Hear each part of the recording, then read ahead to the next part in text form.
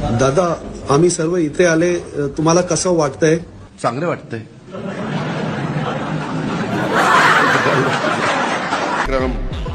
आपल्या अरे बाबा, केस खराब झाल्यावर केस माझेच केस मी विसरले, तुमच्या नाही.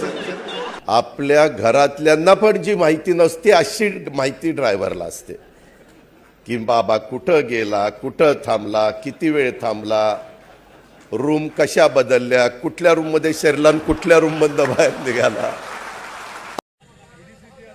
अरे ऐका ना, ती यायला फारच याला माहिती आहे. ये भाषण कर, मग मी सगळे याला हे ना, तुमच्या लोकांना ऐकायची सवयच नाही.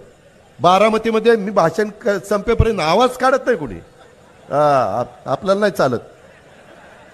पण इथं नवीन आहे, उगीच रोहितला त्रास होऊ नये म्हणून ऐकतोय तुमचं. माझा हिसका अजून दाखवला नाही. त्यामध्ये मित्रांनो, आम्हाला कळतं ना, आम्ही काय असंच उठून वरनं पडलो ना आमदार नाही झालो. आम्ही 7-7 वेळेला लाख 1.5 लाख मतांनी निवडून येतोय. आणि तिथं तुम्ही निवडून दिलेले आमदार एक लँड क्रुझर फिरवायचे 99. एकदा सहज एक जण माझ्या बरोबर गाडीत बसला होता.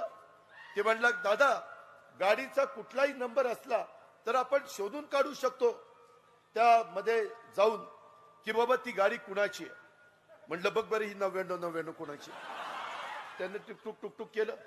आता बघा, ज्यांना उभं राहायचं असतं ते बरोबर 2 अपत्यावर थांबतायत, तरी त्याच्यातनं आम्ही मार्ग काढलाय.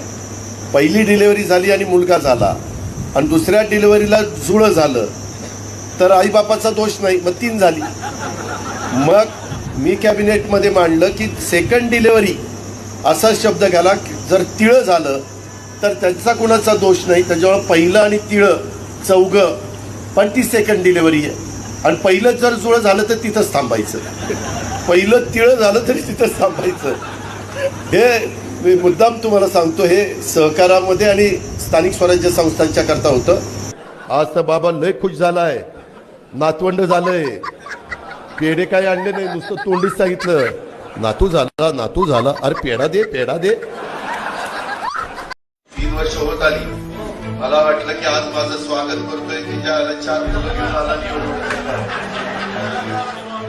तेव्हा काय समोर आहे, कुठं हरवली राव, दादाच्या सभेत त्याची हरवल.